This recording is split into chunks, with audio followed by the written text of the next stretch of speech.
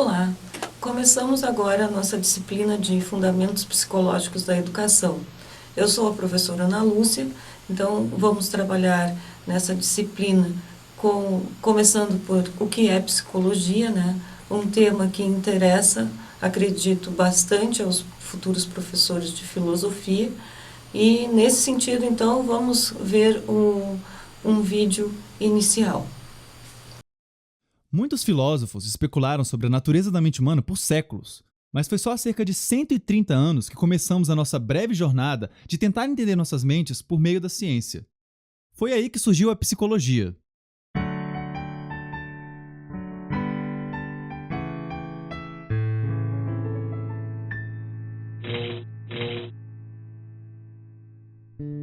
A psicologia é a área da ciência dedicada a estudar a mente e o comportamento humano, mas também estudamos outros animais.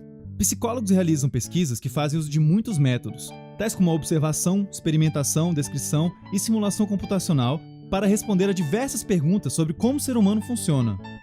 Tais pesquisas podem ter aplicações nas mais diversas áreas de interesse humano, tais como a saúde, a educação e as políticas públicas. A psicologia se divide em sub-áreas que possuem um foco de atenção, tais como a psicologia cognitiva, social, clínica e muitas outras. Elas produzem conhecimento que pode ser útil para outros campos de estudo. Assim, cada sub-área pode ajudar a construir o quadro maior de conhecimento que possuímos sobre o ser humano e a aplicar esse conhecimento a problemas específicos. A psicologia, além de uma área da ciência, também é uma profissão, na qual psicólogos atuam como psicoterapeutas, consultores e avaliadores psicológicos. Psicólogos podem fazer milhares de coisas, e falaremos mais sobre isso em vídeos futuros. A psicologia, diferente da física ou química, é uma ciência muito juvenil e ainda vive a sua infância. Apesar disso, nossos cerca de 100 anos de existência permitiram que conhecêssemos várias coisas sobre nós mesmos. E alguns desses conhecimentos já estão sendo usados na prática para ajudar milhares de pessoas a viverem vidas mais dignas e alcançarem suas metas. Além disso, a psicologia é cada vez mais uma ciência interdisciplinar, trabalhando com estatísticos, matemáticos e cientistas da computação para tentar abarcar toda a complexidade dos antecedentes do comportamento humano. Então, como podemos assistir pelo vídeo, né, um vídeo bem simples, bastante introdutório, a psicologia é uma área bastante recente como ciência do conhecimento. Tenho certeza que alguns de vocês já têm uma trajetória, né, já conhecem os conceitos, ali os principais conceitos, alguns já devem até ter cursado a disciplina de Psicologia da Educação. A nossa disciplina aqui são Fundamentos Psicológicos da Educação, então nós vamos explorar alguns temas, mas não vamos conseguir aprofundar todos. Tá? Para os que já têm uma caminhada nessa disciplina, muitas coisas não serão novidade. Então, aqui me dirijo principalmente àqueles que ainda não percorreram esse caminho.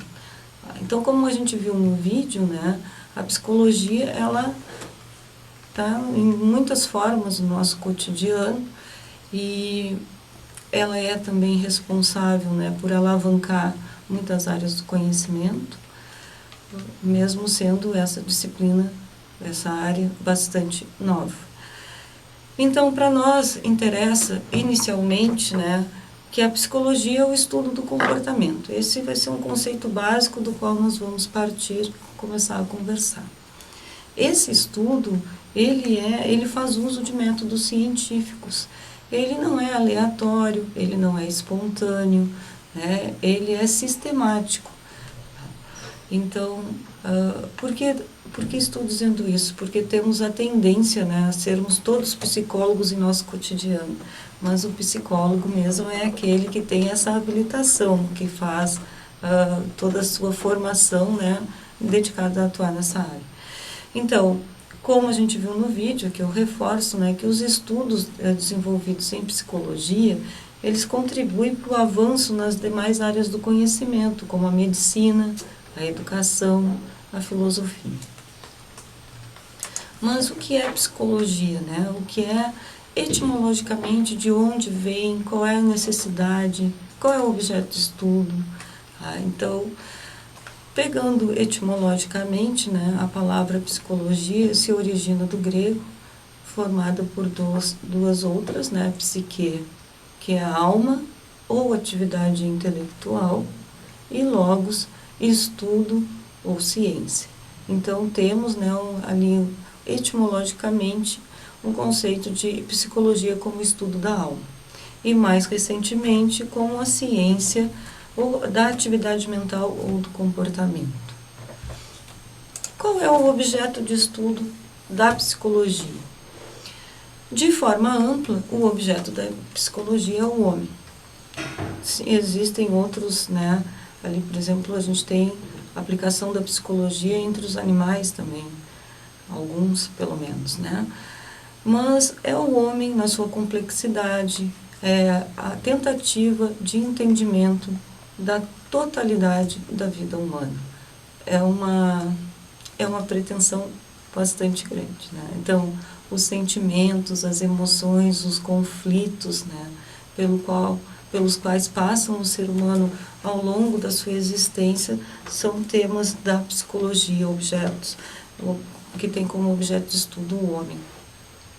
E a aprendizagem também é uma dessas partes, né, porque o ser humano passa toda a sua vida num processo de aprendizagem.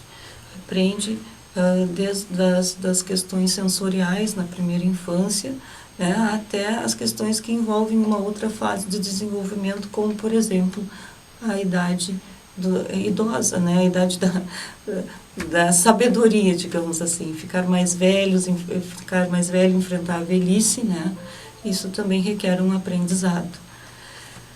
Então, mas de onde vem, então, a psicologia enquanto ciência?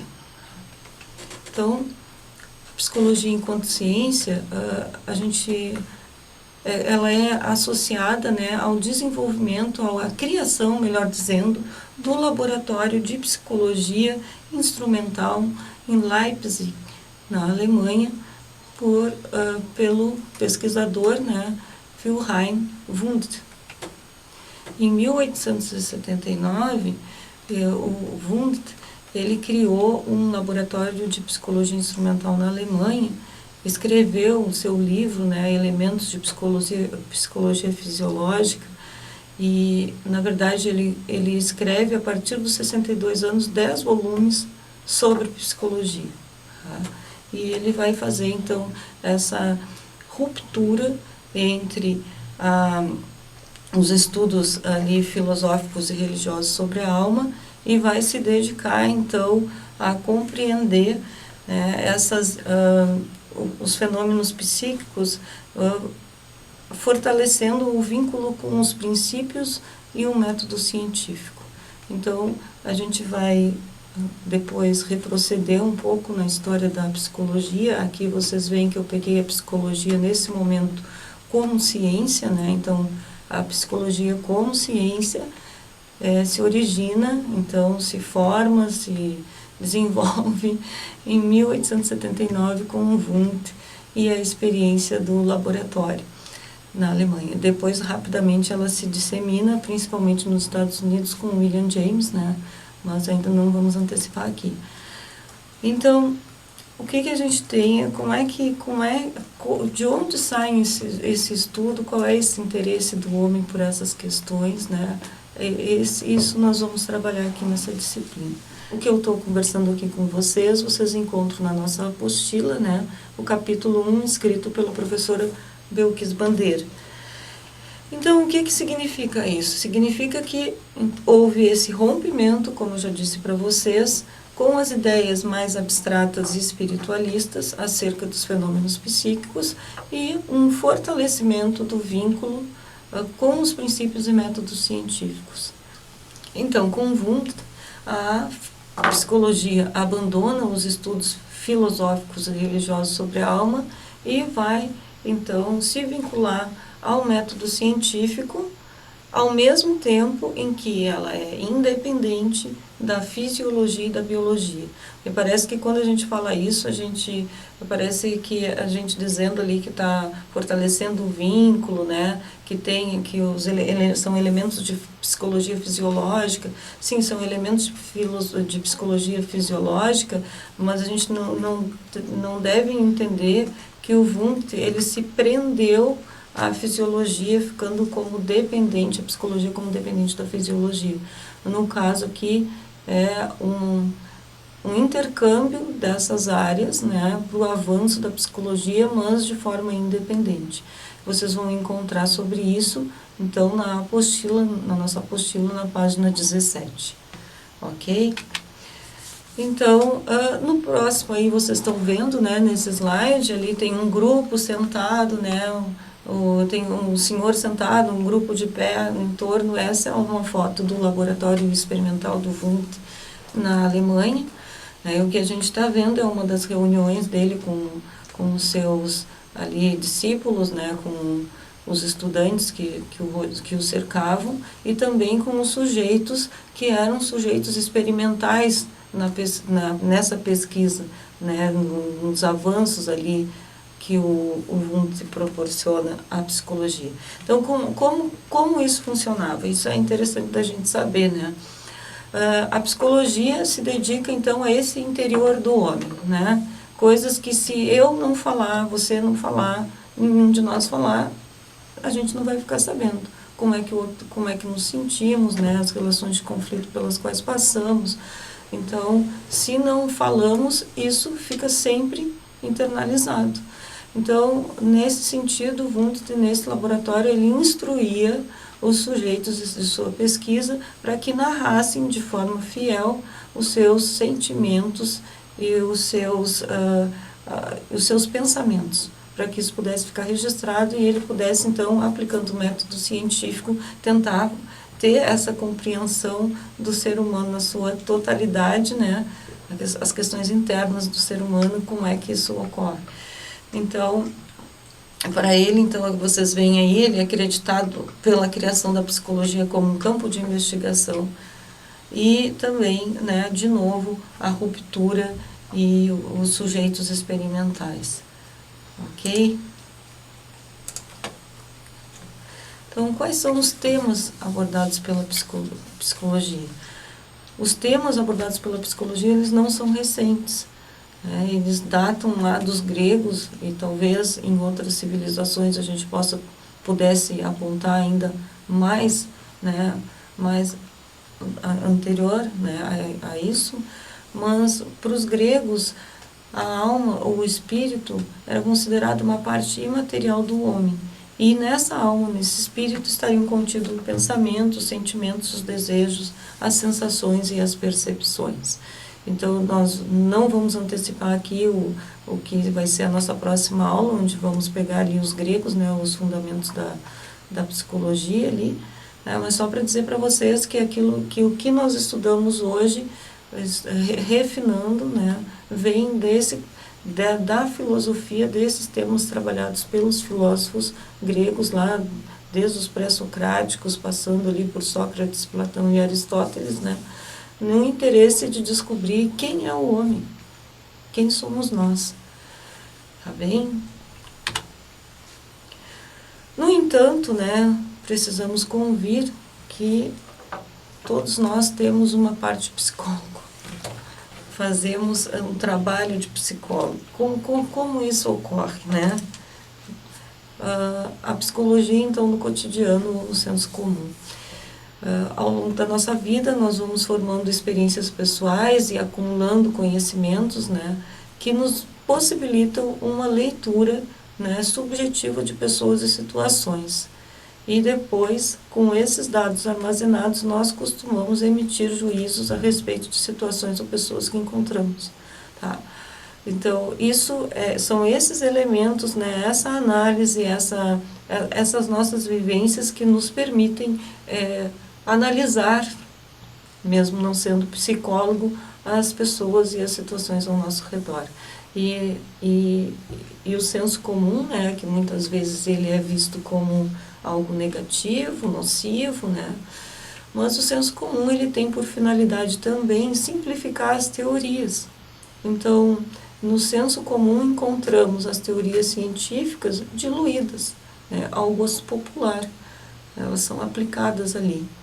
Meio confusas, é certo, com muita mistura entre elas, mas não podemos descartar o papel do senso comum na questão de popularizar as ciências, né? Trazer o conhecimento científico mais para perto das pessoas comuns, né?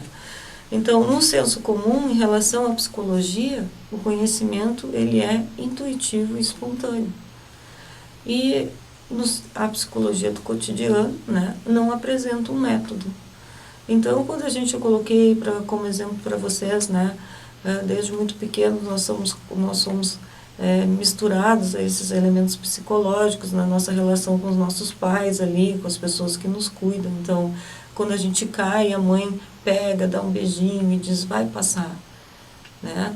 Ela dá um beijinho no machucado, dá um assopro, faz um carinho, acolhe, né? E aquilo que não era curativo se torna curativo e aquela dor passa. Né? Então a mãe se utiliza de um recurso psicológico, ela dá o conforto, ela acolhe, ela protege, né? Mesmo sem ser uma psicóloga. E para a criança aquilo tem um efeito, que é passar a dor, passar o susto, acalmar, tá? Uma outra questão que aparece aí para vocês, né, é, por exemplo, tomar água com açúcar no momento de nervosismo. Também, né, a gente só ter essa atenção, né, se dispor a atender uma pessoa que está numa situação aflitiva, oferecendo um pouco d'água com açúcar ou sem açúcar, funciona também psicologicamente. A pessoa se acalma e relaxa e, de repente, ela se sente um pouco melhor, pelo menos momentaneamente. Mas essas são psicologias do cotidiano. Eu só trouxe 2 exemplos e no próximo slide vocês vão ver uma lâmina, né, para a gente justamente pensar isso. Mas vocês devem ter vários outros exemplos pensados a partir disso que eu conversei com vocês aqui. Ok? Então, a nossa lâmina diz o seguinte: por que eu tento juntar 2 ímãs e não consigo? É simples. Você juntou 2 polos iguais. Não entendi. Lembra da Elzinha e do namorado dela? Aquela garota linda e aquele cara feio? Pois é, os opostos se atraem. Então, eu quis trazer para vocês essa tirinha que ela traz essa representatividade da aplicação do senso comum de psicologia aos conflitos, né, às questões do cotidiano. Essa ideia bastante popularizada, né, de que os opostos se atraem, não necessariamente sendo verdade, né? Existem muitos outros elementos nessa relação que vão fazer a relação dar certo ou não. Mas, popularmente, se diz que pessoas que são diferentes têm uma atração uma pela outra. Então, mas puxando a brasa para a nossa sardinha aqui, que é a formação de professores, né, trazendo isso para nós, o que é a psicologia da educação, como ela pode contribuir? Então, a psicologia é uma ciência, conforme já conversamos, é a ciência do comportamento, conforme já definimos, né? Ela tem diversos ramos ou sub-áreas, né? Posso dizer para vocês que uma das sub-áreas, vou elencar algumas sub-áreas para vocês aqui. Então, a gente teria a psicologia do desenvolvimento, a psicologia da educação, que é a nossa psicologia do desenvolvimento, a psicologia social também. Alguns chamam a psicologia do desenvolvimento de psicologia cognitiva. Então, esses aspectos. E temos ainda a psicologia escolar, tá? Que foge um pouco do que nós estamos tentando fazer aqui. Então, esses sub-ramos da psicologia, eles nos auxiliam nas tarefas da educação. Eles podem nos auxiliar, nos dão subsídios para compreender, para que a gente possa compreender melhor as relações que se estabelecem numa sala de aula e também, né, compreender os nossos alunos, que são seres humanos. Então, a psicologia é uma ciência que trabalha, que tem como objeto de estudo o homem. E em nossas salas de aula nós vamos estar repletos de jovens que apresentam inúmeros conflitos, né, situações de ansiedade, de pouco entendimento sobre si mesmo. Então, o que nós, professores, como é que nós podemos fazer para auxiliar esse aluno a aprender melhor? A nossa prática docente, ela é permeada por muitas teorias, né? E muitas vezes o professor ele não se dá conta das teorias que estão ali na sua prática, né? Então, a ideia é um pouco que a gente possa reconhecer essas teorias, né? As teorias da aprendizagem que são aplicadas em sala de aula e tentar melhorar, mudar, né? Refletir sobre os processos que ocorrem na sala de aula, visando a aprendizagem do aluno e, nesse caso, uma aprendizagem de filosofia. Então, a psicologia da educação, ela se origina, assim como a psicologia científica e também o desenvolvimento da reflexão sobre a educação e a escola, em meados do século XIX. Então, é tudo junto amarrado. Os seres humanos passam a refletir, já existe uma quantidade de teorias e de experimentos, né?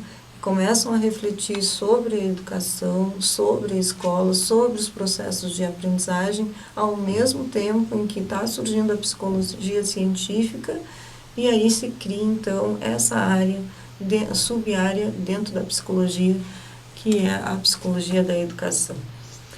Qual é o objetivo, então, da psicologia da educação? O objetivo é analisar todos os processos que envolvem a realidade educacional, buscando, entre os conhecimentos da psicologia científica, aqueles que são imprescindíveis para o entendimento do comportamento das pessoas em espaços com função educacional, espaços que podem ser formais ou informais. Esse entendimento, né, essa compreensão, a análise que se faz dos processos que envolvem a realidade cultural, permitem a nossa intervenção nesse espaço com a intenção de qualificá-lo. Então, para um docente que se interessa pela aprendizagem do grande grupo da sala de aula e não por aprendizagens individuais, ele também vai se interessar, vai buscar caminhos para qualificar, né, e para que o crescimento ocorra enquanto turma. Faz parte da identidade docente, né, essa busca pelo aperfeiçoamento de sua prática, e a psicologia da educação nos auxilia no sentido de que a gente possa entender, né, com mais afinco, assim, o que ocorre o que é necessário para que a aprendizagem ocorra de forma significativa para os nossos alunos. A psicologia da educação vai buscar nas teorias do desenvolvimento e também nas teorias da aprendizagem recursos para compreender as diferentes fases da vida de uma pessoa, desde o aprendizado da infância até a vida adulta e velhice. Né? A gente não se dá por conta, mas nós, seres humanos, né, vivemos 3 momentos bastante distintos. Quando somos crianças, não sabemos como ser criança, vivenciamos a nossa infância numa fase muito experimental, né? Só temos condição de pensar sobre a infância depois que nos tornamos adultos e olhamos para trás, né? E já com diversos elementos, informações, cursos e leituras, né? Que nos permitem, então, significar o que foi a nossa infância. Também vivenciamos a fase adulta de uma forma bastante experimental, mas aí já com algumas atribuições, né, que são os nossos papéis sociais. Ali começamos a ter uma formação acadêmica, por exemplo, ou técnica, constituímos família, ou temos ali um interesse por continuar estudando, trabalhando, né? Então, aí a gente já tem outras atribuições que entram nessa questão da vida adulta. Então, a nossa vida adulta, ela se caracteriza por ser uma fase de muita correria, né? Mas quando chegamos lá na velhice, também vivenciamos um momento totalmente experimental, para o qual não estamos preparados. Quem pode nos ajudar com isso é a psicologia, nesse entendimento, então, do que é essa fase do ser humano, que é a fase da velhice. Tá bem? Agora eu trouxe para vocês, eu tinha por intenção que a gente visse um filme chamado O Mestre com Carinho, um trecho, mas eu escolhi, né, então, um trecho do Escritores da Liberdade. E vou falar para vocês um pouco só um pouquinho assim do que é esse filme, e vou trazer um trecho para que a gente pense, tá bem? Então, o filme Escritores da Liberdade, ele narra uma experiência, né, real de uma professora, Erin Gruvel, que é desafiada por um grupo heterogêneo de alunos, né, que são repetentes ou desistentes. Ela vai se tornar professora nesse espaço. Ela, branca, com uma formação educada, de certa forma refinada, se vê lá num grupo bastante intenso, né, de jovens assim de diferentes origens e sofre e necessita então encontrar os meios de educá-los, de trabalhar com eles as questões de aprendizagem ali, né? Então, isso tudo acontece porque nos Estados Unidos, em 1992, começa uma lei que é uma lei de integração racial. Então, se os grupos antes raciais estavam cada um no seu espaço, nesse momento, nos Estados Unidos, as turmas se tornam mistas. Tá? Então, é possível encontrar hispânicos, negros, né? Enfim, diferentes grupos dentro da mesma sala de aula. Isso gera um choque de realidade nessa professora, né? Traz a questão da violência latente de um grupo contra o outro. O início é bastante hostil e ela leciona ainda literatura inglesa para esse grupo, né? Que é uma disciplina pouco respeitada. Ela porque ela é considerada como deslocada da realidade desses jovens, né? Eles mesmos dizem isso. E eu pensei que a gente pode assistir esse trechinho e realizar então uma analogia com a nossa realidade brasileira aqui e com a disciplina de filosofia dentro das nossas escolas, no ensino médio. Pensar se ela está nesse mesmo status de não ser respeitada por não ter um vínculo com a realidade dos nossos alunos. Eu trouxe para vocês um trecho que está no YouTube disponível, né? Uma professora colocou isso para nós lá, e eu peço que vocês prestem atenção e reflitam sobre as 3 questões que são propostas nesse vídeo, nesse trecho de Escritores da Liberdade.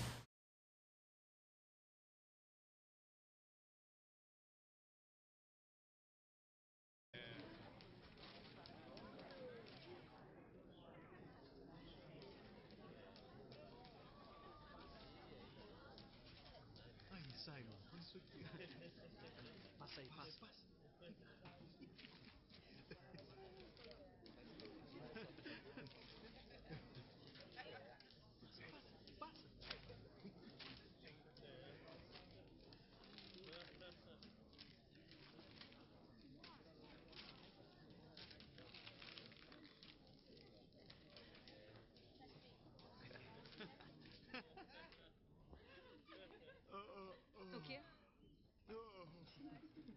Tudo bem. Glória, por favor, leia a primeira frase no quadro. Por que eu? Porque eu sei o quanto você adora ler. Fecha a revista. Odisseu não tinha nenhum senso de direção. Nenhuma dessas frases está correta. Eu quero que reescrevam usando a ortografia e os tempos certos na página 4 do livro de exercícios.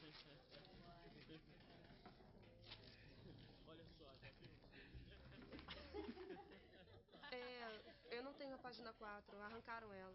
Tudo bem, porque não usa a próxima página em branco.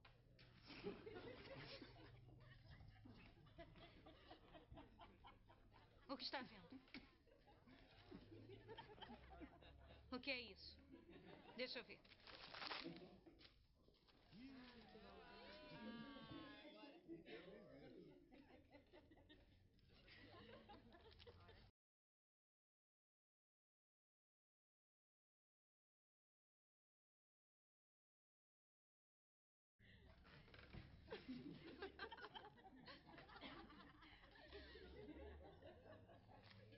O que é isso? Deixa rolar.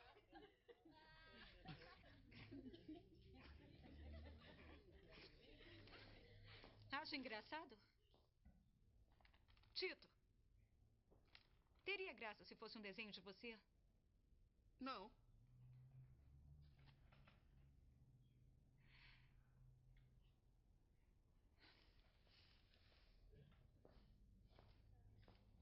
Fechem os livros.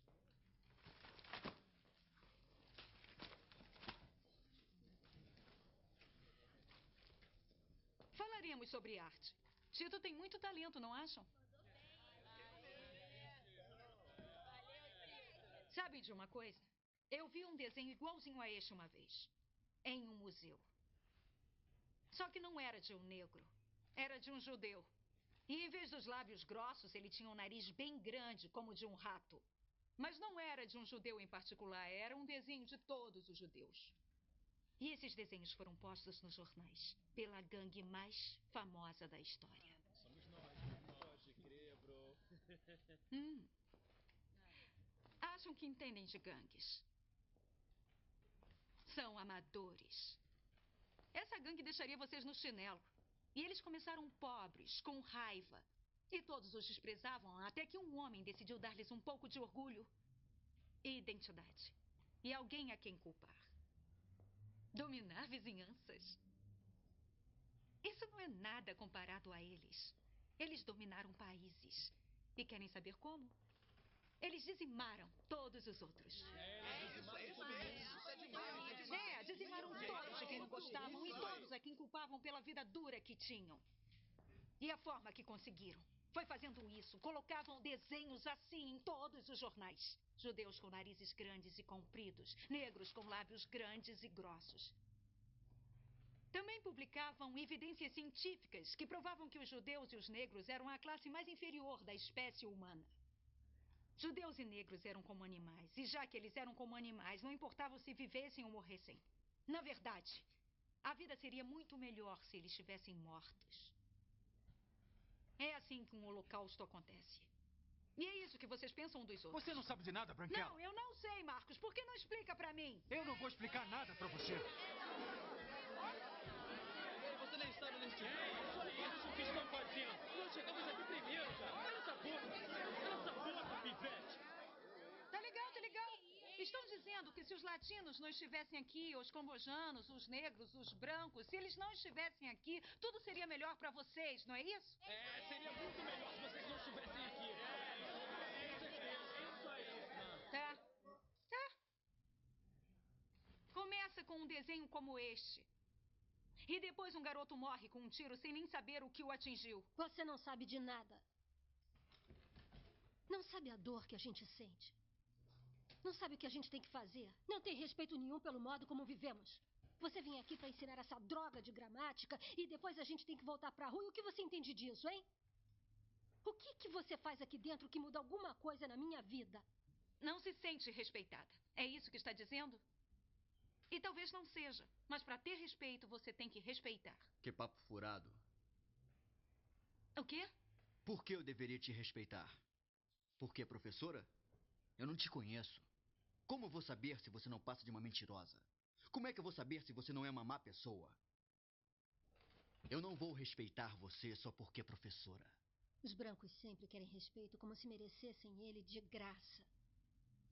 Sou professora. E não importa a cor que eu tenho. Mas a cor é tudo. Tem a ver com pessoas decidindo o que você merece. Tem a ver com pessoas querendo o que não merecem. Tem a ver com os brancos que pensam que dominam o mundo, custe o que custar. Quer saber? Eu odeio brancos. Você me odeia? É. Você não me conhece. Eu sei o que pode fazer. Vi policiais brancos atirarem nas costas do meu amigo porque ele enfiou a mão no bolso. No bolso! Eu vi policiais brancos invadirem a minha casa e pegar o meu pai sem motivo algum, só porque sentiram vontade. E eles podem. Eles podem. Porque são brancos. E é por isso que eu detesto os brancos. Ben, tem alguma coisa a dizer? Será que eu posso ir embora? Moça, para de agir como se estivesse tentando entender nossa situação e faz seu trabalho de babá aí na frente. É isso que acha que eu faço? O que mais pode ser? Quando eu olho pro mundo, eu não vejo ninguém que se pareça comigo com dinheiro no bolso, a não ser que cante rap ou jogue basquete. Então o que você tem pra mim? E se não souber cantar rap ou jogar basquete? Não é isso aqui. Disso eu tenho certeza. Pode crer. E vocês acham que vão conseguir se formar desse jeito? Cheguei ao 2º grau e ninguém me impediu. Ô, Branca, eu vou ter sorte se chegar aos 18. A gente tá numa guerra. Nos formamos todos os dias porque não temos medo de morrer protegendo os nossos. Quando você morre pela sua gente, morre com respeito, morre como guerreiro. Então, quando você morrer, vai ganhar respeito? É o que acha?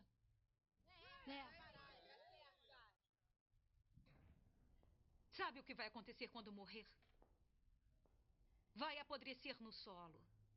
E as pessoas vão continuar vivendo. E vão esquecer totalmente de você. E quando você apodrecer, acha mesmo que vai fazer diferença você ter sido de uma gangue? Vai estar morto. E ninguém vai querer se lembrar de você.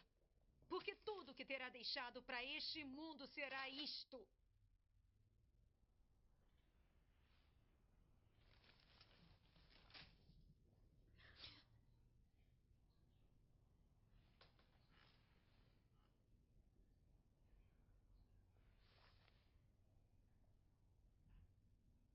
Está levantando a mão? Aquilo que você falou antes. O Holocausto. Holocausto, sim. O que é isso? Levante a mão quem souber o que é Holocausto.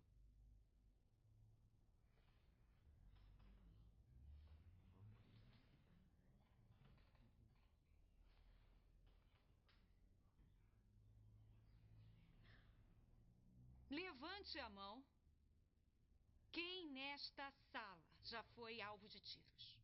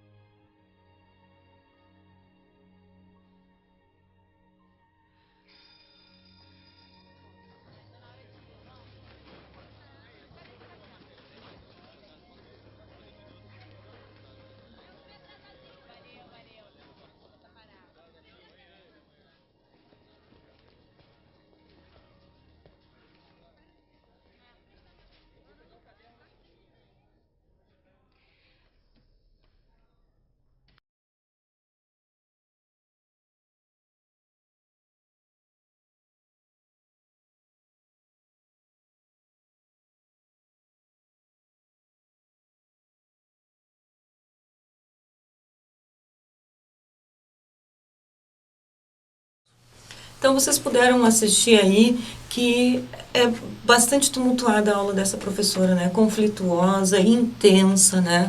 São jovens basicamente de uma realidade social semelhante, que não se entendem, são alvos da violência, né? É bastante próximo às escolas de periferia do Brasil, né? Principalmente aqui, eu posso falar da minha realidade aqui em Pelotas. Então, desse filme nos ficam essas questões, né? Se a gente teria, por exemplo, que é proposta no filme, ali que está inserida no filme, a questão de será que nós agiríamos como essa professora? Ela foi bastante calma, ela tentou contra-argumentar, ela foi atacada, né? Ela não teve medo, também não foi agressiva, ela foi bastante incisiva. E Desse vídeo, eu acho que a gente, e também dessa aula, né, a gente pode pensar algumas questões, por exemplo, como é que nós aprendemos? Nós, seres humanos, como aprendemos as coisas que devemos aprender? Tá? É possível melhorar o processo de aquisição de conhecimento?